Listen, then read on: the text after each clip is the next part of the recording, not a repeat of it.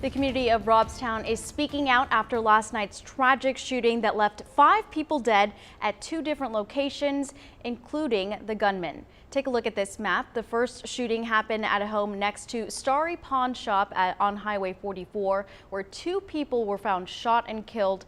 The second one happened down the road at the Robstown Nursing Rehabilitation Center on East Avenue J. That's where police say the gunman shot and killed 2 people before turning the gun on himself. And tonight we're hearing from those in the community, many saying the family at the center of the incident was well known and loved. Our Madeline Dart shares their reaction in tonight's top story. And Michelle, Robstown residents are still very shaken up this Saturday evening. They say they never expected such a tragedy in their small town. And the youngest victim in the shooting was just 13 years old. Yellow tape still surrounds the house where 2 bodies were found on Friday night.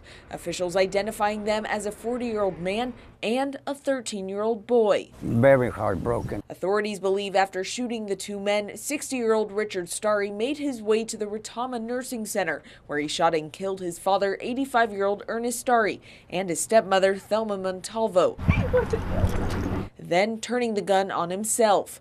The shooting devastating residents like Robert Ortivone. It was a very, very, very tragic accident we had here, especially in a nursing home.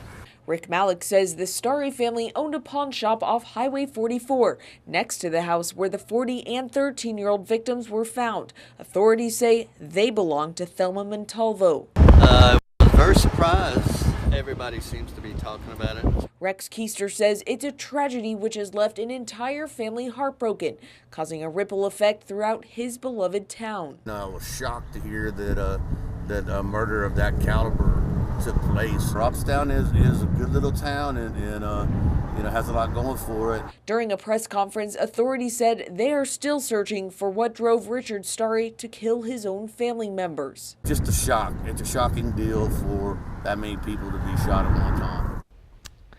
And right now, authorities are not releasing the identities of that 40-year-old man and the 13-year-old boy. We will keep you updated as the details come. Michelle.